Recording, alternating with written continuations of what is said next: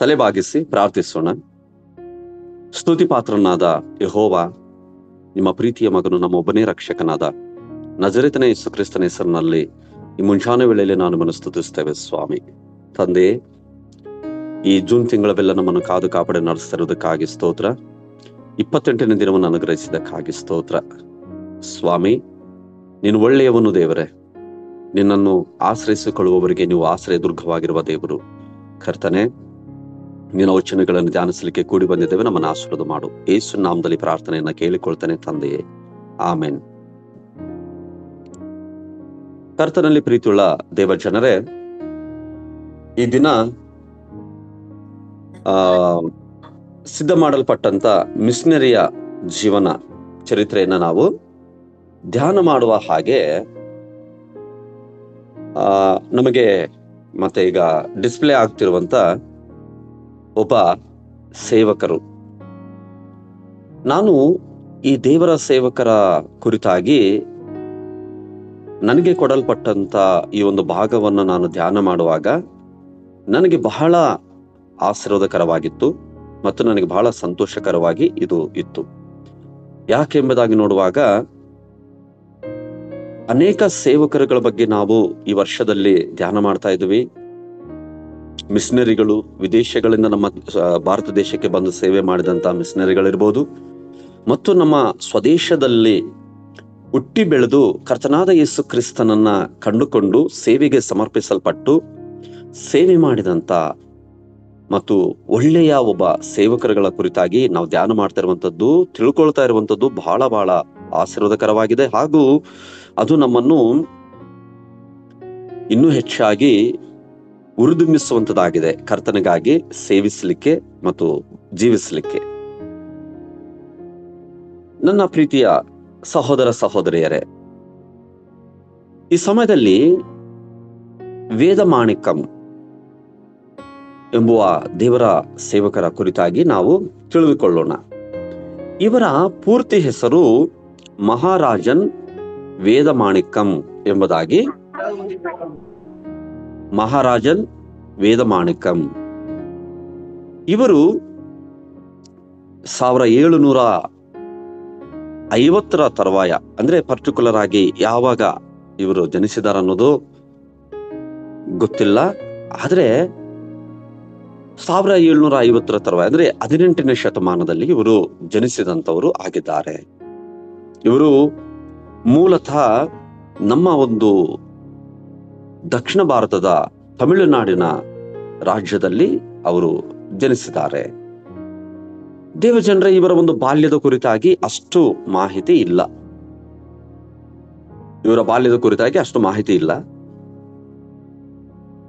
ಮಹಾರಾಜನ್ ವೇದಮಾಣಿಕಂ ಇವರು ಆರಂಭದಲ್ಲಿ ಇವರು ಶೈವ ಪಂಥಕ್ಕೆ ಸೇರಿದವರಾಗಿದ್ರು. ಇವರು ಶಿವನ ಭಕ್ತರಾಗಿದ್ರು.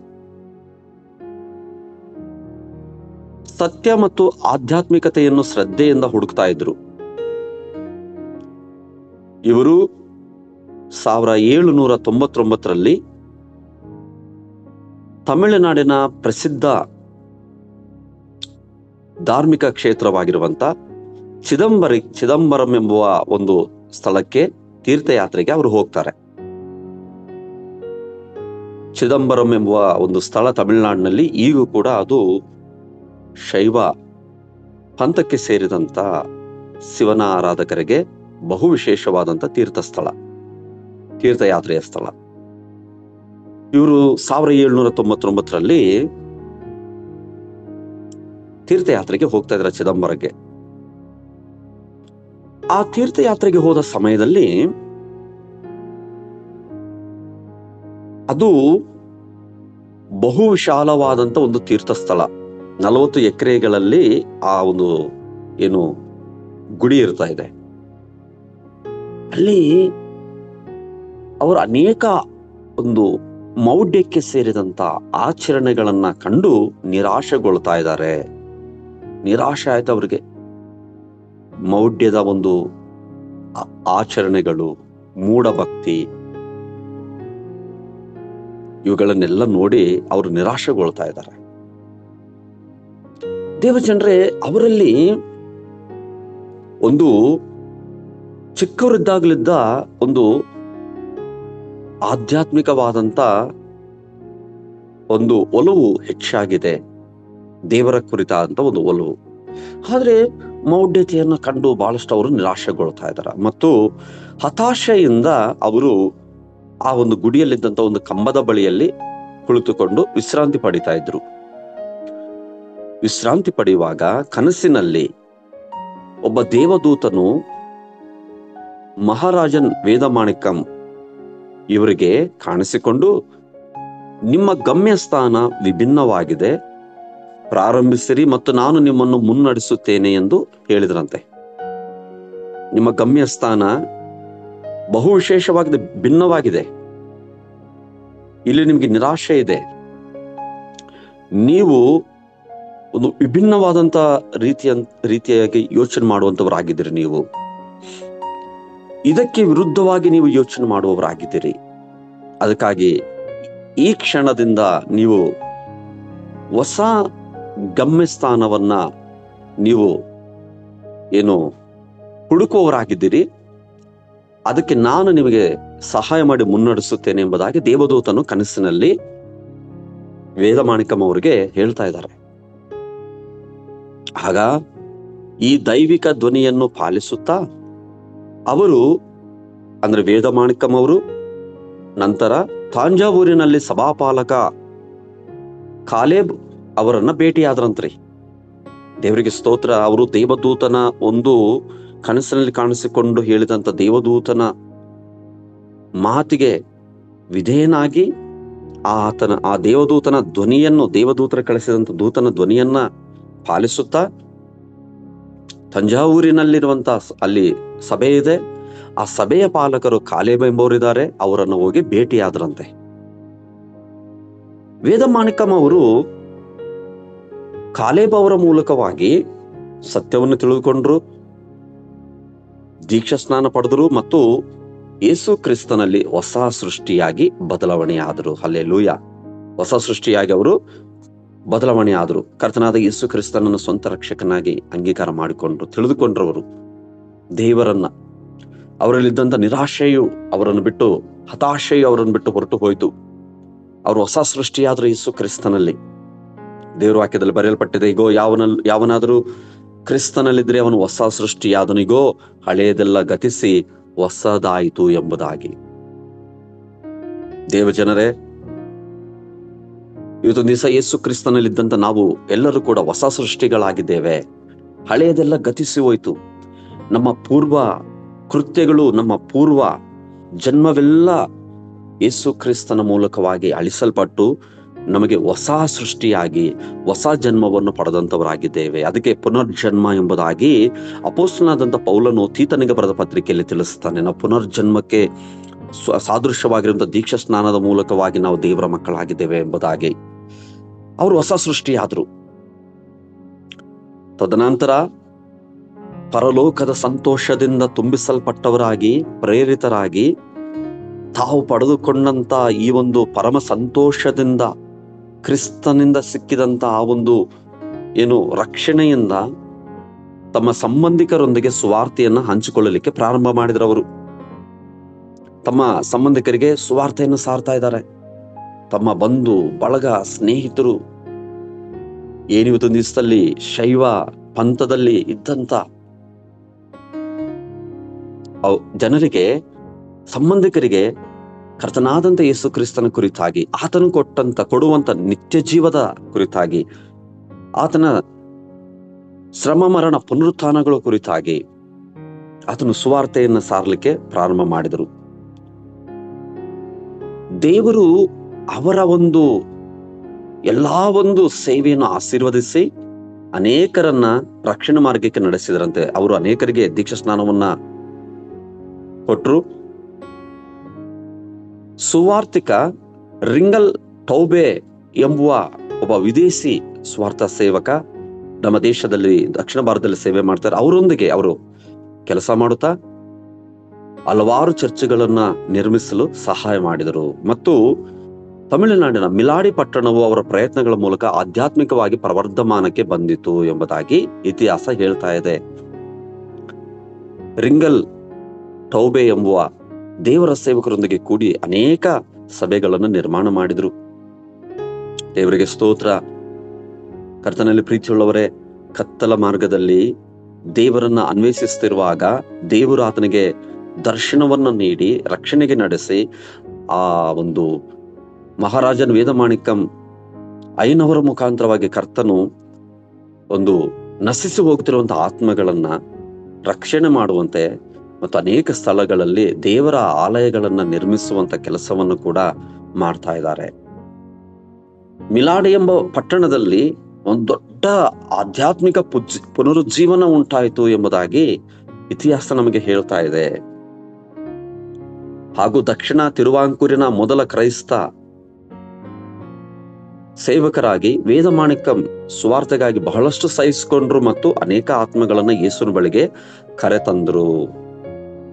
ತಿರುವಾಂಕೂರು ಎಂಬ ಒಂದು ಸ್ಥಳದಲ್ಲಿ ಮೊಟ್ಟ ಮೊದಲನೇ ಒಬ್ಬ ಪಾಸ್ಟರ್, ಇವರು ಮೊಟ್ಟ ಮೊದಲನೇ ಪಾಸ್ಟ್ರು ಸುವಾರ್ತೆಗಾಗಿ ಬಹಳಷ್ಟು ಸಹಿಸಿಕೊಂಡ್ರು. ಅನೇಕ ಆತ್ಮಗಳನ್ನ ಯೇಸುವಿನ ಬಳಿಗೆ ಕರೆತಂದ್ರು. ದೇವರ ಸೇವಕರೇ, ಪ್ರೀತಿಯುಳ್ಳ ಸಹೋದರ ಸಹೋದರಿಯರೇ, ದೇವರು ನಮ್ಮೆಲ್ಲರೊಂದಿಗೆ ಮಾತನಾಡ್ತಾ ಇದ್ದಾರೆ. ನಾವು ಕ್ರಿಸ್ತನಿಗಾಗಿ ಎಷ್ಟು ಸುವಾರ್ತೆಯನ್ನು ಸಾರ್ತಾ ಇದ್ದೀವಿ, ಎಷ್ಟು ಸಹಿಸಿಕೊಳ್ತಾ ಇದ್ದೀವಿ, ಎಷ್ಟು ಆತ್ಮಗಳನ್ನ ಆತನ ಬಳಿಗೆ ತರ್ತಾ ಇದ್ದೀವಿ ಅನ್ನುವಂಥದ್ದನ್ನ ನಾವು ಪ್ರಶ್ನಿಸಿಕೊಳ್ಳೋಣ. ಇವತ್ತು ದಿವಸ ಪ್ರಿಯರೇ, ನಿಮ್ಮ ಎಲ್ಲಾ ಸಂಬಂಧಿಗಳು ಯೇಸುವನ್ನು ಸ್ವೀಕರಿಸಿದ್ದಾರೆಯೇ? ಮಾಣಿಕಂ ಅವರು ತಮ್ಮ ಸಂಬಂಧಿಕರಿಗೆ ಸುವಾರ್ತೆಯನ್ನ ಸಾರಿ ಸಭೆಗಳನ್ನ ಪ್ರಾರಂಭಿಸಿದ್ರು, ಅನೇಕರನ್ನ ರಕ್ಷಣೆ ಮಾರ್ಗಕ್ಕೆ ನಡೆಸಿದ್ರು. ಇದನ್ನ ನಾವು ಪ್ರಶ್ನಿಸಿಕೊಳ್ಳೋಣ. ನಮ್ಮೆಲ್ಲ ಸಂಬಂಧಿಗಳು ಯೇಸುಗೆ ನಮ್ಮೆಲ್ಲ ಸಂಬಂಧಿಗಳಿಗೆ ನಾವು ಸುವಾರ್ತೆ ಸಾರ್ತಾ ಇದ್ದೇವಾ? ಅವರು ಯೇಸುವನ್ನ ಸ್ವೀಕರಿಸಿದ್ದಾರೆಯೋ? ವೇದಮಾಣಿಕಂ ಅವರಿಗೆ ದೇವರ ವಾಕ್ಯ ಪ್ರೇರೇಪಿಸಿದಂತ ದೇವರ ವಾಕ್ಯ, ರೋಮಪುರದವರಿಗೆ ಬರೆದ ಪತ್ರಿಕೆ 10ನೇ ಅಧ್ಯಾಯ 14ನೇ ವಚನ, ಅವರೊಂದಿಗೆ ಮಾತಾಡಿದಂತ ವಾಕ್ಯ ಬಹಳ ಅವರನ್ನ ಪ್ರೇರೇಪಿಸಿದಂತ ವಾಕ್ಯ, ಸೇವೆ ಮಾಡುವುದಕ್ಕೆ ಆತ್ಮಗಳ ತಾನು ಪಡ್ಕೊಂಡಂತ ಒಂದು ಪರಲೋಕದ ಕುರಿತಾಗಿ ಅನೇಕರೊಂದಿಗೆ ಮಾತಾಡ್ಲಿಕ್ಕೆ ಪ್ರೇರೇಪಿಸಿದಂತ ವಾಕ್ಯ ಇದೆ. ರೋಮಪುರದವರಿಗೆ 10:14. ಆದರೆ ತಾವು ಯಾವನನ್ನು ನಂಬಲಿಲ್ಲವೋ ಆತನ ನಾಮವನ್ನು ಹೇಳಿಕೊಳ್ಳುವುದು ಹೇಗೆ? ಮತ್ತು ಆತನ ಸುದ್ದಿ ಕೇಳದಿರುವಲ್ಲಿ ಆತನನ್ನು ನಂಬುವುದು ಹೇಗೆ? ಸಾರಿ ಹೇಳುವವನಿಲ್ಲದೆ ಕೇಳುವುದು ಹೇಗೆ? ಸಾರುವವರು ಕಳುಹಿಸಲ್ಪಡದೆ ಸಾರುವುದೆಲ್ಲಿ? ದೇವಜನರೇ, ರೋಮಪುರದವರಿಗೆ ಬರೆದ ಪತ್ರಿಕೆ 10ನೇ ಅಧ್ಯಾಯ 14ನೇ ವಚನದಲ್ಲಿ 4 ಸಂಗತಿಗಳಿದಾವೆ. ಆದರೆ ತಾವು ಯಾವನನ್ನು ನಂಬಲಿಲ್ಲವೋ ಆತನ ನಾಮವನ್ನು ಹೇಳಿಕೊಳ್ಳುವುದು ಹೇಗೆ?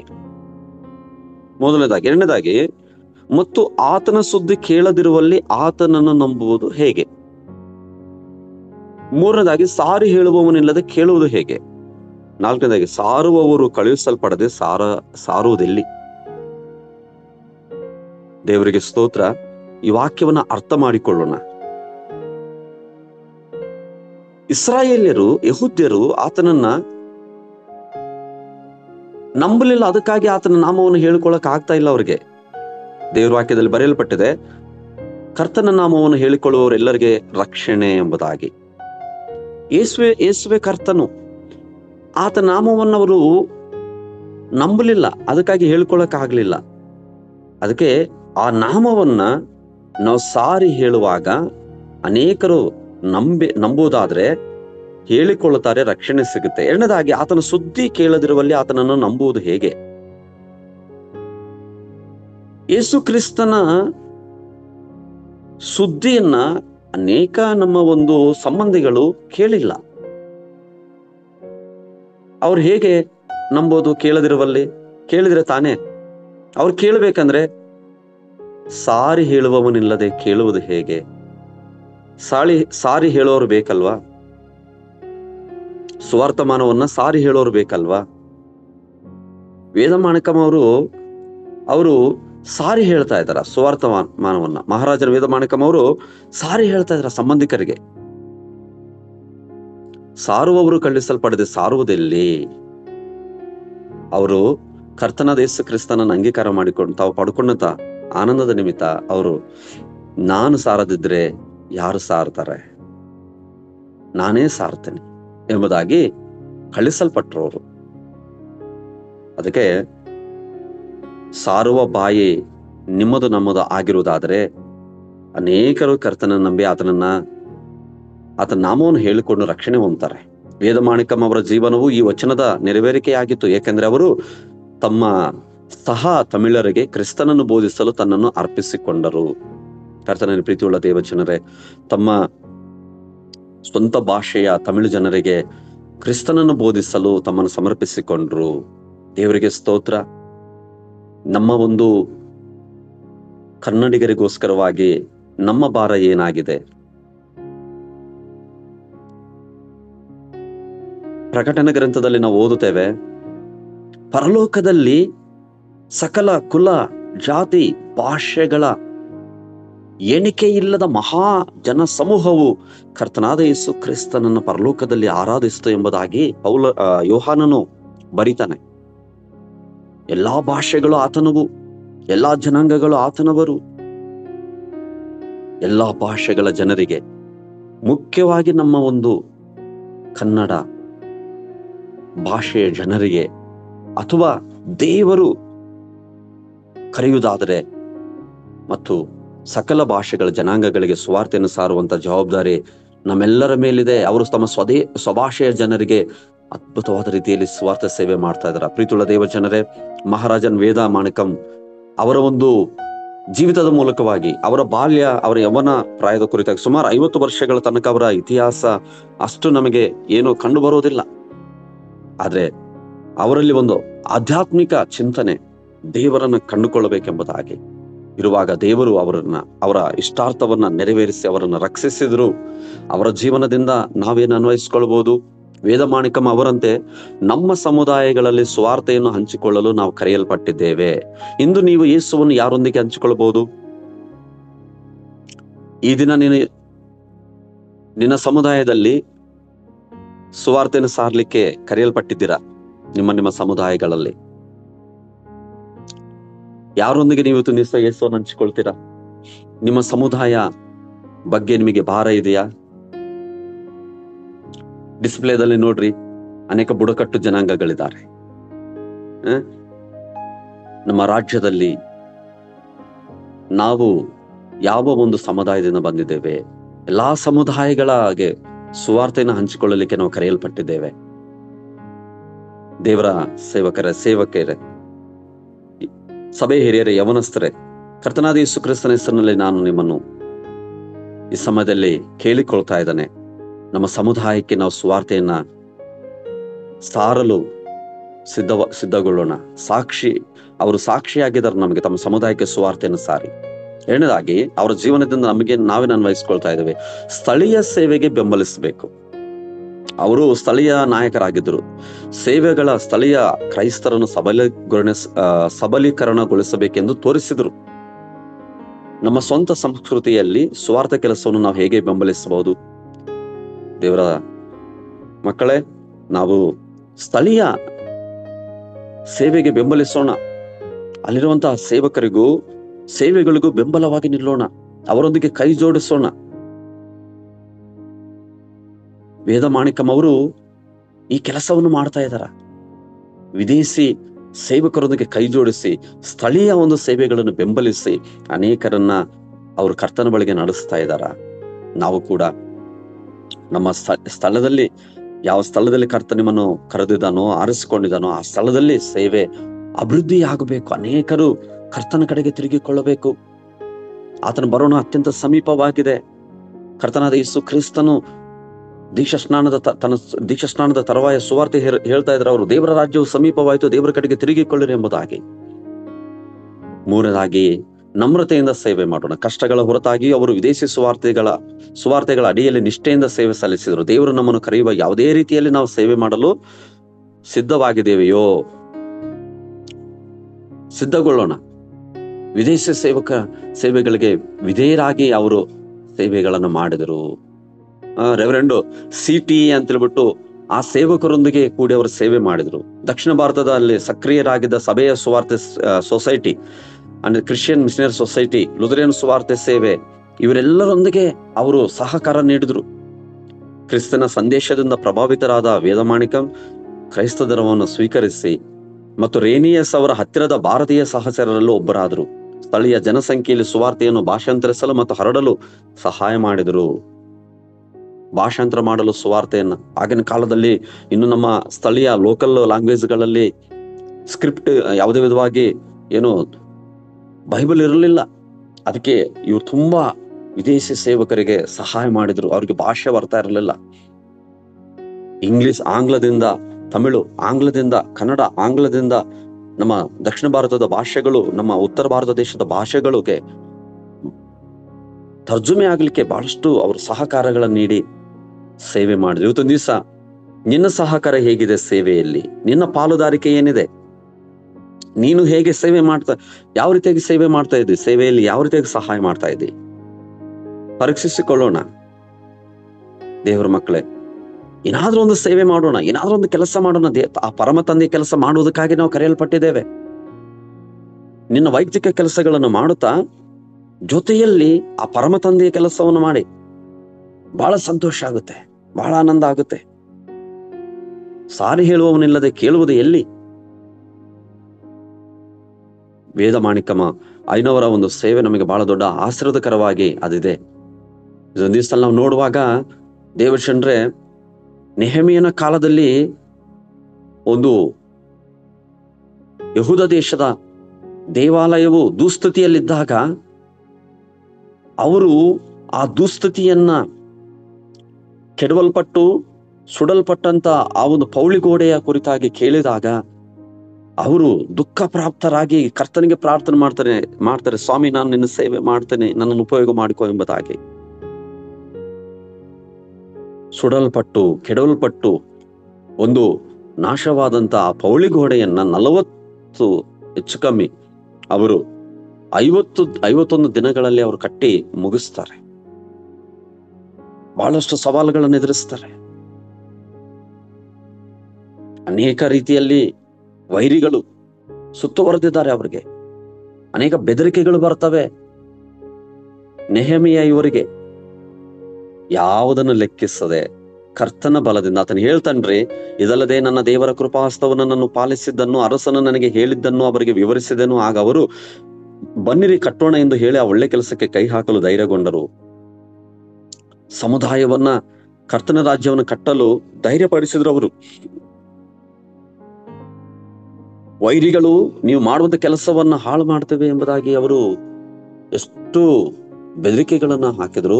ಒಂದು ಕೈಯಲ್ಲಿ ಆಯುಧ, ಒಂದು ಕೈಯಲ್ಲಿ ಕೆಲಸ ಮಾಡುತ್ತಾ ಅವರು ಮಾಡಬೇಕಾದ ಕೆಲಸವನ್ನು ಮಾಡಿ ಮುಗಿಸಿದ್ರು. ಇಂದು ನಾನು ನೀನು ನೆಹೆಮೀಯನಂತೆ, ವೇದಮಾಣಿಕಂ ಅವರಂತೆ ದೇವರ ರಾಜ್ಯಕ್ಕಾಗಿ, ನೀತಿಗಾಗಿ ತವಕ ಪಡೋಣ. ಬರೀ ನಮ್ಮ ವೈಯಕ್ತಿಕ ಕೆಲಸಗಳನ್ನ ಮಾಡಿಕೊಂಡು ನಾವು ನಿರಾರ್ಥಕರಾಗಿರೋದು ಬೇಡ. ಆ ಪರಮ ತಂದೆಯ ಕೆಲಸವನ್ನು ಮಾಡೋಣ. ಅನೇಕರನ್ನು ಆತನ ಬಳಿಗೆ ನಡೆಸೋಣ. ಆತನ ರಾಜ್ಯ ಎಂದೆಂದಿಗೂ ಶಾಶ್ವತವಾದದ್ದು. ಆತನ ಸಿಂಹಾಸನವು ಎಂದೆಂದಿಗೂ ಶಾಶ್ವತವಾದದ್ದು. ಆ ರಾಜ್ಯದೊಳಗೆ ಸೇರಿಸಲು ನಮ್ಮನ್ನು ನಾವು ಸಿದ್ಧಪಡಿಸಿಕೊಳ್ಳೋಣ. ದೇವರ ವಾಕ್ಯಗಳ ಮೂಲಕ ನಿಮ್ಮನ್ನು ಹೇರಳವಾಗಿ ಆಶೀರ್ವಾದ ಮಾಡಿ, ವಾಕ್ಯಗಳ ಮೂಲಕ ಯುವ ಮಹಾರಾಜನ್ ವೇದಮಾಣಿಕಂ ಅವರ ಒಂದು ಸೇವೆಯ ಒಂದು ವಿಷಯಗಳಿಂದ ನಿಮ್ಮನ್ನು ದೇವರು ಸೇವೆ ಮಾಡಲಿಕ್ಕೆ ಪ್ರೇರೇಪಿಸಲಿ ಎಂಬುದಾಗಿ ನಾನು ಕೇಳಿಕೊಳ್ತೇನೆ. ಕಣ್ಣುಗಳನ್ನು ಮುಚ್ಚಿ ಪ್ರಾರ್ಥಿಸೋಣ. ಪ್ರೀತಿ ಸ್ವರೂಪನಾದ ದೇವರೇ, ಈ ಮುಂಜಾನ ವೇಳೆಯಲ್ಲಿ ನಾನು ನಿಮ್ಮನ್ನು ಸ್ತುತಿಸ್ತಾ ಇದ್ದೇನೆ.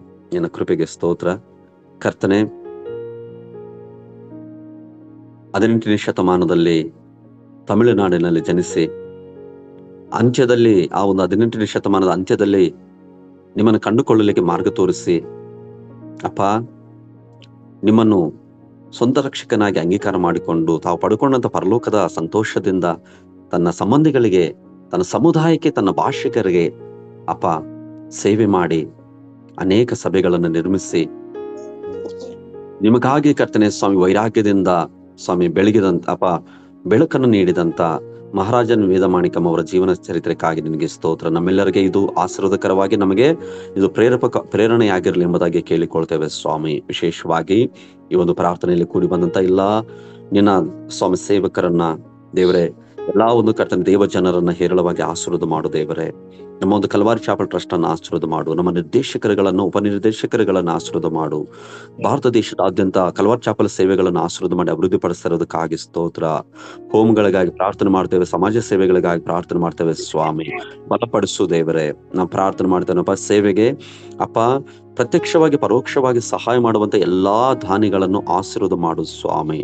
ಕರ್ತನೆ, ನಮ್ಮ ಒಂದು ಗುರಿ ನಿಮ್ಮ ರಾಜ್ಯವನ್ನು ಕಟ್ಟೋದೇ ಆಗಿದೆ ಸ್ವಾಮಿ. ವಿಶೇಷವಾಗಿ ಯಾರ್ಯಾರು ಕೊರತೆಯಲ್ಲಿದ್ದಾರೆ ಅವರನ್ನ ನೀನು ಸಂಧಿಸು. ಈ ಮುಂಜಾನೆ ವೇಳೆಯಲ್ಲಿ ಯಾರ್ಯಾರು ಅನಾರೋಗ್ಯದಿಂದ, ದುಃಖದಿಂದ ಸ್ವಾಮಿ ಬಳಲ್ತಾ ಇದ್ದಾರೆ, ಯೇಸು ನಾಮದಲ್ಲಿ ಅವರನ್ನು ನೀನು ಕರ್ತನೆ ಆಶೀರ್ವಾದ ಮಾಡಿ ಬಲಪಡಿಸು.